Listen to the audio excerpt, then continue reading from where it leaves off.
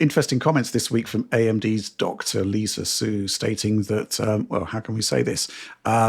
They are ready to supply Microsoft with their next generation SoC in line with a 2027 launch. In fact, the exact quote is development of Microsoft's next gen Xbox featuring an AMD semi-custom SoC is progressing well to support a launch in 2027. Not much more details beyond that. And I'm not entirely sure whether this is a confirmation of sorts that we're actually going to get a next generation console from anyone next year. But it does seem to be the case that there is still the target of producing new hardware in 2027. Alex, what do you think? Oh my goodness. I think I said it in our chat as soon as this was posted. I was like, that's going to be one expensive box if it actually targets 2027. Because I don't think, even with the current design of it being like a much more powerful, wider machine with lots of memory, I don't think that was going to be cheap anyway. And that was right. that was our discussion point, a year ago, a half a year ago, before all of the memory situation. It's a shame that this is all we talk about, but this is the way it is.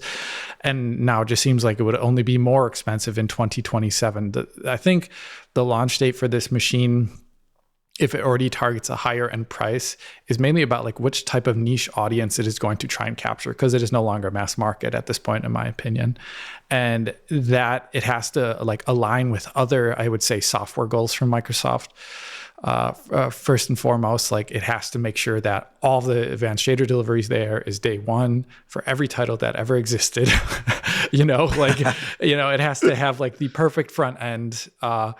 If you're going, like, because at this point, who are they convincing? Who are they trying to convince? It seems like Valve's going for we are cheaper than your pre-built. I don't know if Xbox are going for that. Maybe they are. Maybe Rich has something to say about that. But it seems like, are you trying to convince the Xbox hardcore that, those select few who have a Series X to upgrade to this machine at this point, who maybe feel already slightly abandoned to a certain degree because, that thing isn't selling too much. Your exclusive titles are going elsewhere.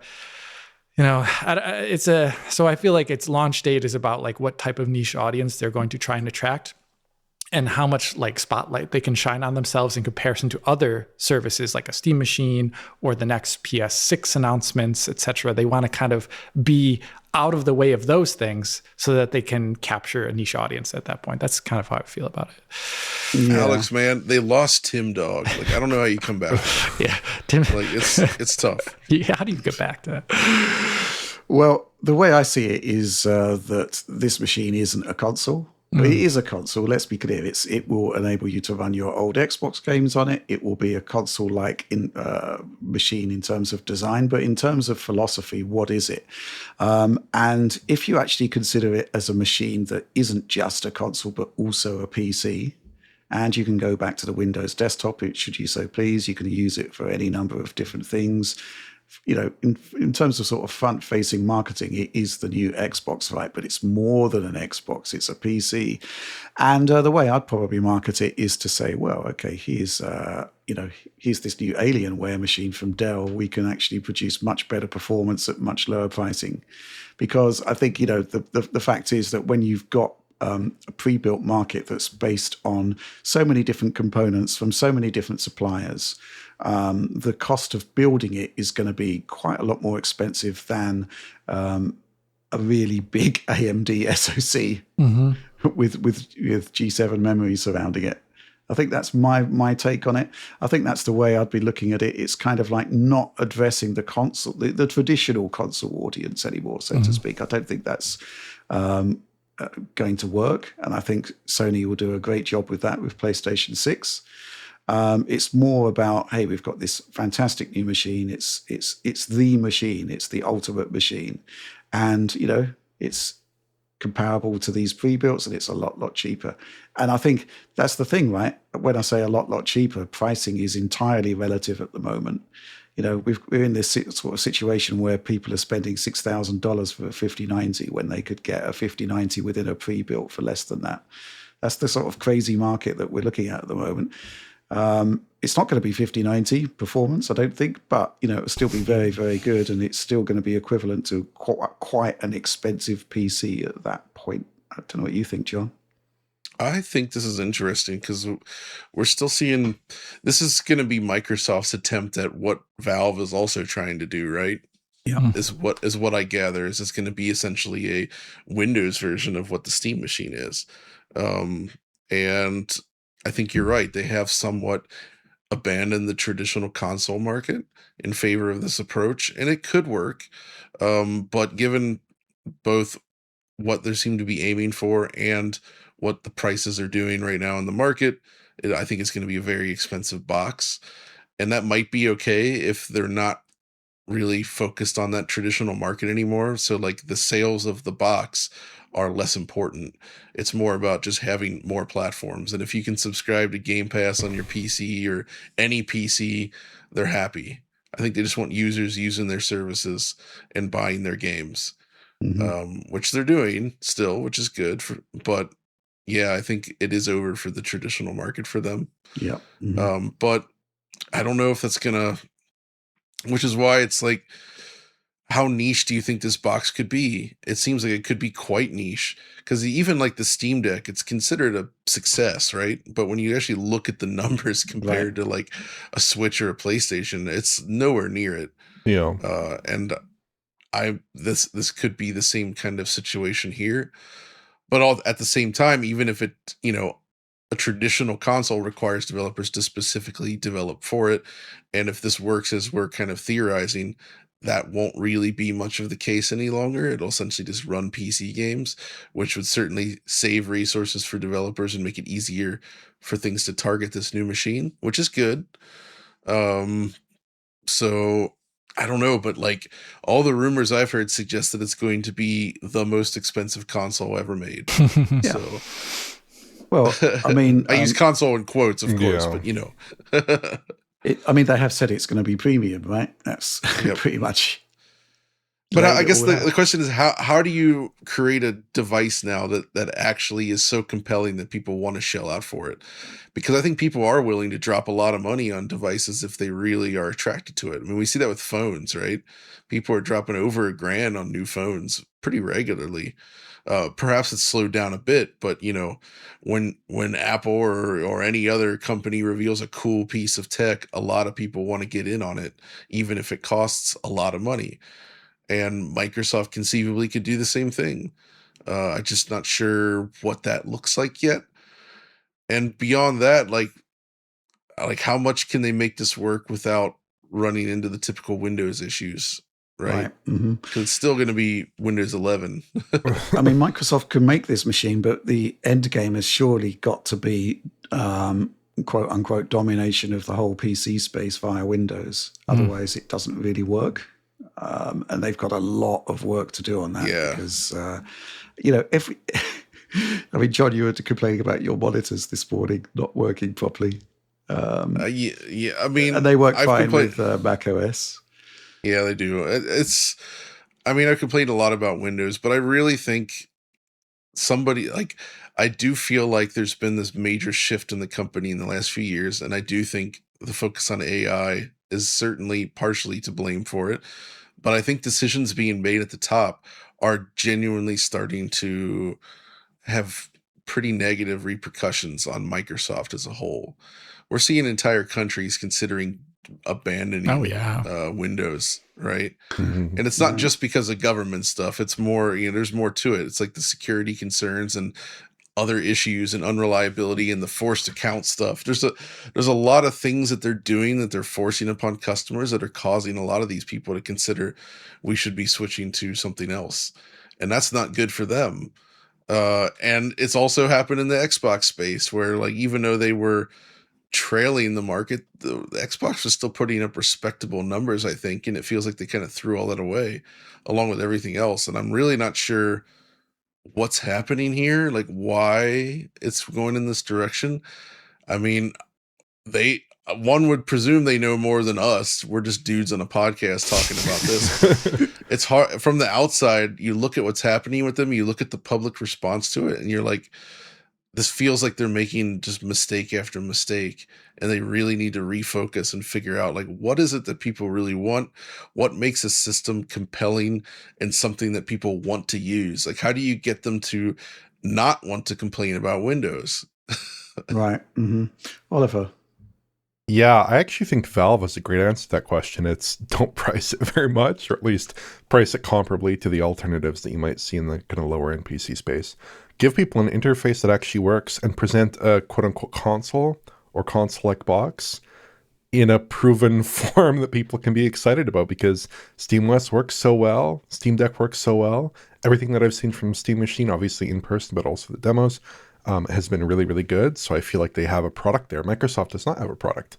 Microsoft has something they call the Xbox full screen experience, which breaks constantly, has all kinds of issues. I just saw a recent update that got pushed to raw Ally devices, completely broke the ASUS side of the Xbox Ally experience, which is just hysterical. So yeah, Microsoft does not have a product here. I mean, until I see it, basically. I think that might actually play into some of this stuff about Lisa Su indicating that at least on the design side, they have a 2027 product. Maybe Microsoft doesn't have a released 2027 product, who knows? But I could definitely see them delaying the product, in part because of the need to improve that Xbox full screen experience, this kind of like console-like interface they're shipping, to actually make it competitive with SteamOS remotely, or make it a good experience overall, or get more buy-in from developers, things like this that are very important, I think, for this product.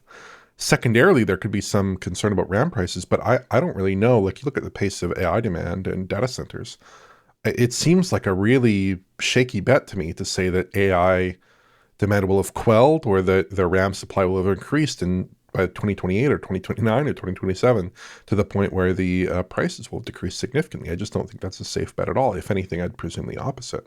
So I really don't think that would necessarily be a factor here in terms of the market actually being ready for this product. On the Sony side of things, I could see them delaying it a little bit further even still, because obviously they have a viable current generation product in the market. PS5 is still selling very well. And, they might go the Nintendo route of basically saying, well, we have a product theoretically for 2027, as Nintendo perhaps had a product theoretically for 2024, but they delay it by a year or a year and a half just because they want more buy-in from developers, and they want a strong launch with lots of games and great software and things like this. Whereas Microsoft, I don't think, is in that position. I think they can just launch whenever. It's just a matter of the OS being ready and that experience being ready. But yeah, Microsoft is a huge challenge here.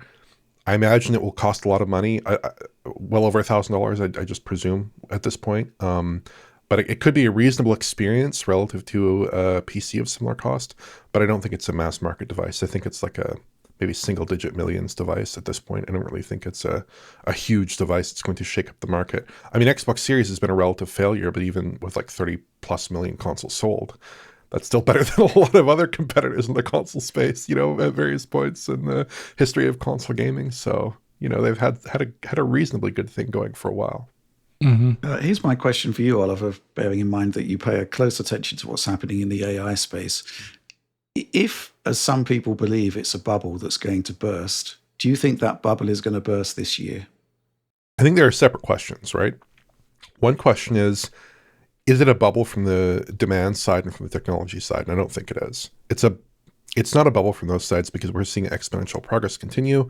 We're seeing like recursive AI models improving other AI models. We're seeing automated AI research. We're seeing all kinds of crazy things going on. Task length is just increasing exponentially. And the demand, as far as I understand it, I have friends who work at different companies, and the demand on the server side is enormous. People are eating up AI products. Tons of people are using ChatGPT. Tons of business users are using the products. I don't think it's a bubble from that perspective. I think it's just continuing onwards and upwards. Is it a bubble from the stock price perspective? I don't know. Like, certainly there are a lot of very inflated stocks right now. Perhaps that's a bubble from that perspective. But I wouldn't expect that to have as much real world economic impact as the former, right? At least as it pertains to the cost of these products. I really am not seeing a world in which in the short term, the RAM supply issue is obviated, is gotten rid of, just because like you can't scale up RAM capacity that quickly, right? This is like multi-year, in some cases like 5 years, in some cases a decade process of getting the permitting done, getting the facilities built, getting all the process technologies in, all these different factors in order to actually establish a supply chain for new RAM products. I don't think it's going to happen anytime soon. So Yeah, I don't really think this is the kind of, I think it could be a bubble from a stock price perspective, but that isn't the kind of bubble that when burst magically returns RAM to prior prices, right? Okay, we got this question from Anxiously Chronoed Figured. Hey, DF crew, when Lisa Sue says this is fine about the Steam Machine and Nextbox, do you think she's drinking coffee and wearing a yellow hat while the RAM prices burn around her? Cheers! Exclamation point. Well, here's the thing, right? I think the bottom line is that there is limited supply, so therefore the products that require RAM will go up in price, which will basically make the demand for those products lower. The question is really sort of economic viability at that point. You know, is it actually worth doing? You know, are they actually going to make money on this stuff? I think all Lisa Sue is basically saying is that, hey, you know, we've got availability to make this particular SoC, which presumably means there is allocation for what we believe to be 3-nanometer processors. The question is whether you can actually build a machine around that in a decent time period, and the extent to which that actually matters. I mean, you know, we live in a world where the Switch 2 came out last year, and you can look at the PCB, and the processor was ready years prior to that. Yeah, it taped out in 2021, according to the time markings. which is kind of crazy. But, you know, if this timeline, you know, I was just thinking about Xbox One X, where I did have some insight into the development process of that. And it was basically like the year before they got final silicon in. And I guess that's what they've got now, if they're on track for delivering silicon in 2027. So, you know, I was just remembering those stories of how they put together a bunch of PCBs with chips on them and made an Xbox One X for the first time. Maybe that's what they're doing now with whatever the next generation Xbox is, assuming they can find some memory to add to those boards.